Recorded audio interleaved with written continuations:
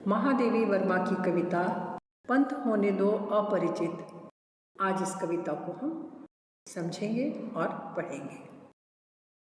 पहला पद है, पंथ होने दो अपरिचित, प्राण रहने दो अकेला, घेर ले छाया अमावन, आज कज्जल अश्रुओं में रिमझिमा ले यह घिराघन, और होंगे नयन सूखे, तिल बुझे और पलक रूखे, आद्र चितवन में यहाँ शत विद्युतों में दीप खेला।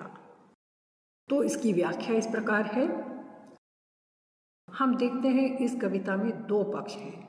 एक है रास्ते में होने वाली कठिनाइयाँ और अपनी हिम्मत। कवित्री का कहना है कि यदि मेरी छाया अमावस्या की काली रात बनकर घेर ले, घिरे हुए बादलों से ऐसी बारिश हो मानो लगातार आंसू बह रहे हैं, फिर भी मैं हार नहीं मानूंगी। फिर दूसरे लोगों की आंखें होंगी जो कठिन परिस्थितियों में दुखी होकर सूख जाती होंगी। उन आँखों के गोलक बुझ जाते होंगे, उनकी पलकें रूखी हो जाती होगी। मेरी हिम्मत तो यह है कि मैं डबडबाई आँखों में भी मैंने निगाहों की चमक बनाए रखी है। जैसे बरसते हुए आसमान में बिजली चमकती है, ऐसे मालूम होती है कि लगातार कई सारे दीप जल रहे हैं। अर्थात कि रास्ते में कितनी भी कठिनाइयाँ आए, विपरीत परिस्थितियाँ हों, लेकिन मैं हार मानने वाली नहीं हूँ। जो हार मान जाते हैं वे दूसरे लोग होते होंगे। विशेषता है, महादेवी वर्मा पूरे विश्वास से कहती है कि पथ अपरिचित होने दो, अर्थात इस रास्ते की मुझे कोई पहचान नहीं है तो नहीं रहने दो। मैंने निश्चय कर लिया है, मैं उस रास्ते पर आगे बढ़ूंगी। मेरे प्राणों को अकेला रहने दो, मैं पीछे नहीं हटूंगी। यह रास्ता मुझे पीर तक पहुंचाने वाला है। और हम देखते हैं कि इस कविता में दो अर्थ हैं। एक है औरत के संघर्ष के संबंध में, तो दूसरा है प्रिय पथ पर चलने की कठिनाइयों के संघर्ष। अर्थात जो रास्ता हमें पसंद है, जिस रास्ते पर हम चलना चाहते हैं, उस पर अनेकों कठिनाइयाँ आए तो आया करे, लेकिन मैं हार मानने वाली नहीं हूँ। साथ ही आप कुछ कठिन शब्दों के अर्थ भी देख रहे हैं।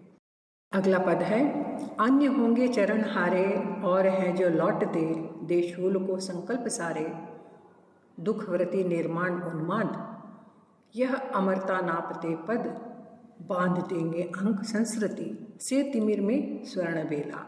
जिसका अर्थ है कि जो लोग हार जाते होंगे वे दूसरे लोग होंगे, जिनके चरण, जिनके पैर, जिनके हौसले छूट जाते हैं, जिनके पैर थक जाते हैं, वे दूसरे लोग होंगे। मैंने तो अपना प्रिय रास्ता चुन लिया है, उसमें मेरे चरण, मेरे पैर हार मानने वाले नहीं हैं, चाहे कितनी भी कठिनाइयाँ आए। वे दूसरे लोग होंगे जिनके कदम परेशानियों के कारण हार मान लेते होंगे। वह दूसरे ढंग के लोग होंगे जो रास्ते के कांटों को अपने संकल्प सौंप कर हारे हुए की तरह लौट जाते होंगे।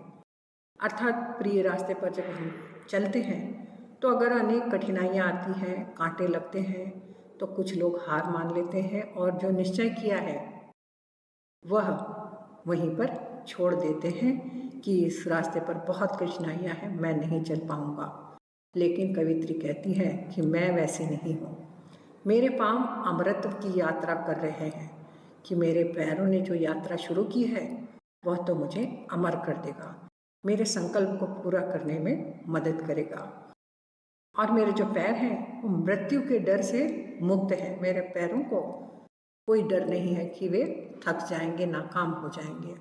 मेरे पैरों ने, उन्होंने दुख को व्रत की तरह स्वीकार किया है, और जो दुख है, तकलीफ है, कठिनाइयाँ हैं, वह तो व्रत है, प्रण है कि इन कठिनाइयों को पार करके ही मुझे अपना संकल्प पूरा करना है। वह निर्माण के प्रति पूर्ण उन्माद के स्तर तक संकल्प ले चुके हैं। अर्थात उन्माद का मतलब होता है नशा, लेकिन हम यहाँ पर उसका अर्थ लेंगे धुन जो होती है, पैशन होता है, वह उसको स्वीकार कर चुके हैं।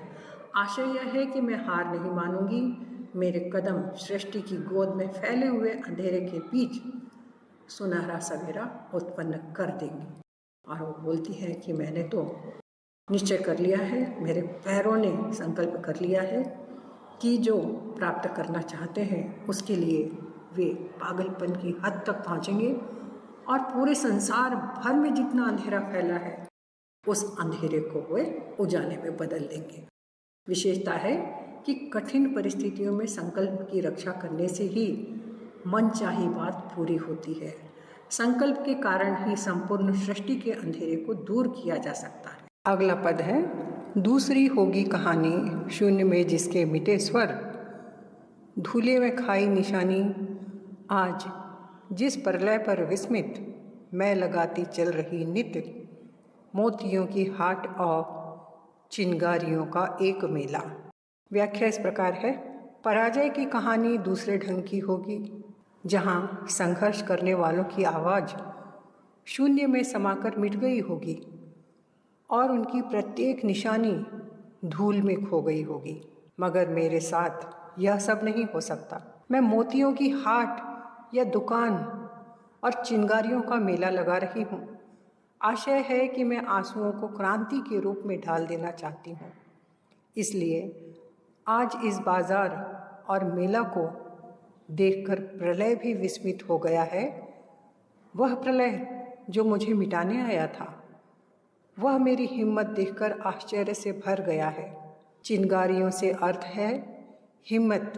जैसे जब आग की लपटें उठती है तो उसमें से चिंगारियाँ उठती है जो आग की लपट की ताकत बताती है, वैसे ही संकल्प की ताकत और उत्साह और ऊर्जा होती है जिससे कठिनाइयाँ और परेशानियाँ भी हार मान लेती हैं। विशेषता इस प्रकार है, आत्मविश्वास और दृढ़ निश्चय ही मोती और चिंगारी है जिसे देखकर कठिनाइयाँ अपना रास्ता बदल देते हैं। जो डरते हैं उनकी कहानी और निशानी धूल में दबकर खत्म हो जाती है।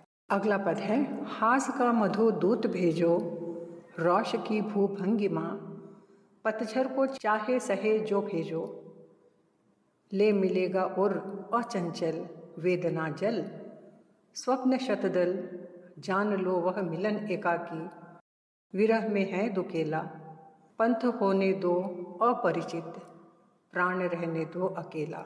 व्याख्या इस प्रकार है कि अंत में महादेवी वर्मा मानो अपने अज्ञात और अनंत प्रीतम को संबोधित करते हुए कहती हैं कि तुम चाहे प्रसन्न रहने वाले वसंत को दूत बनाकर मेरे पास भेजो या भौहें चढ़ाकर गुस्सा प्रकट करने वाले पतझड़ को भेजो, मेरा हृदय सब कुछ सह लेगा।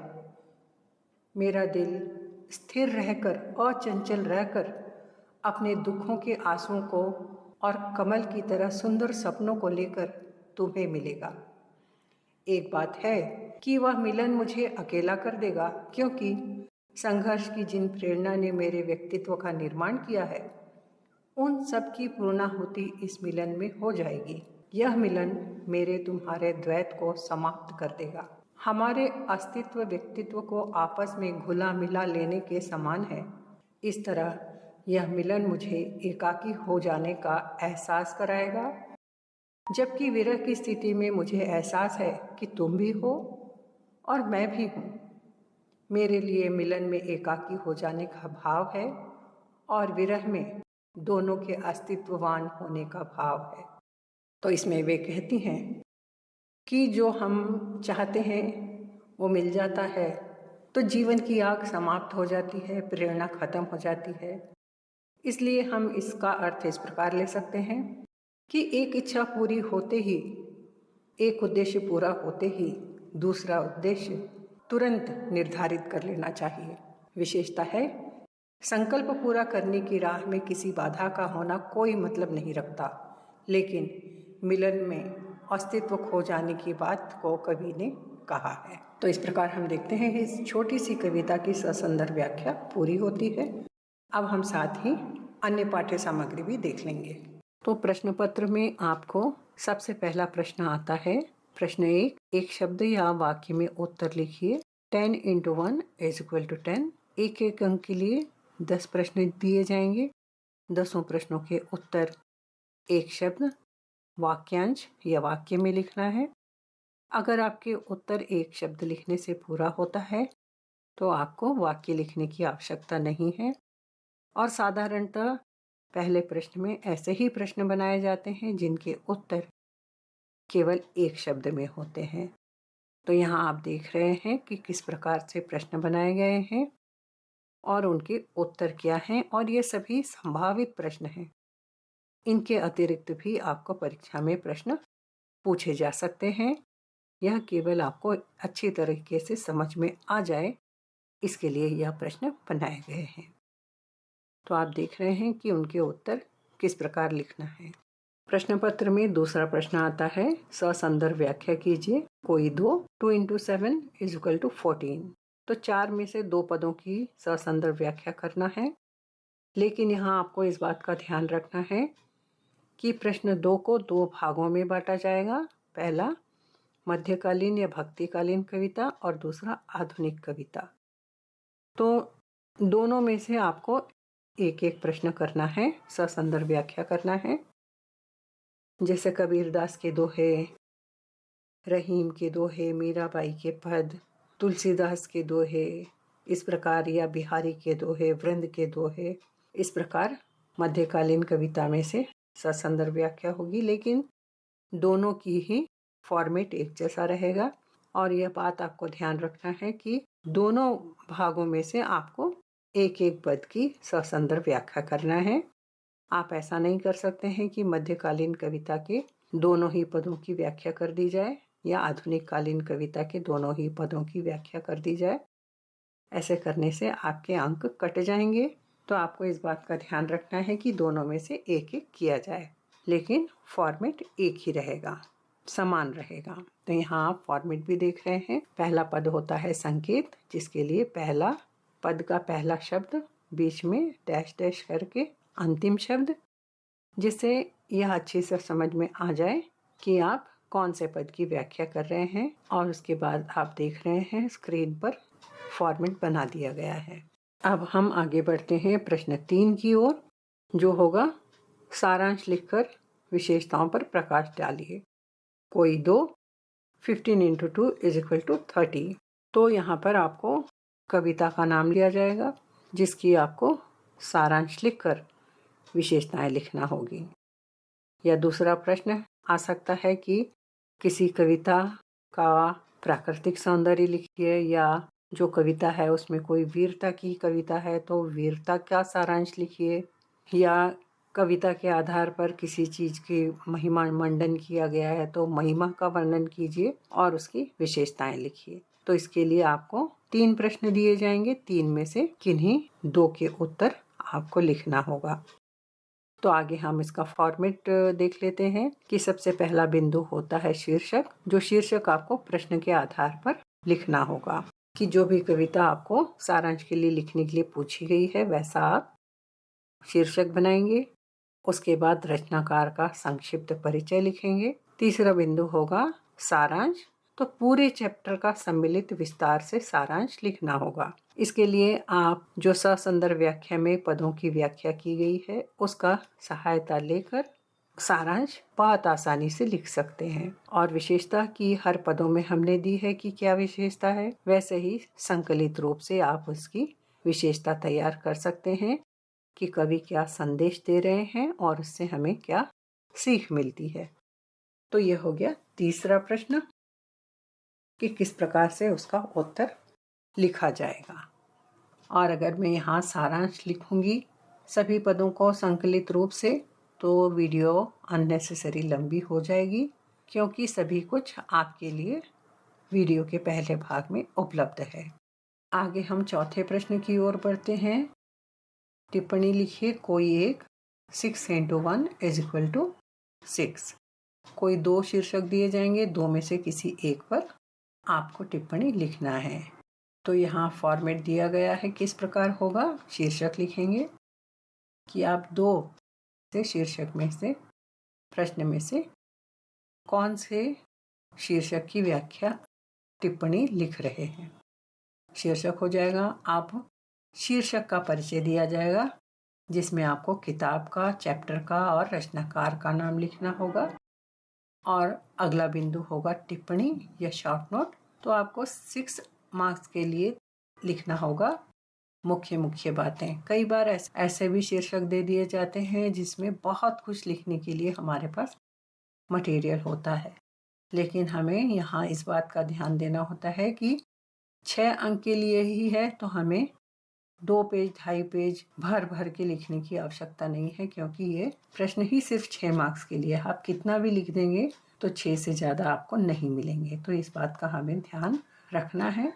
तो ये आपको चौथा प्रश्न समझ में आ गया होगा।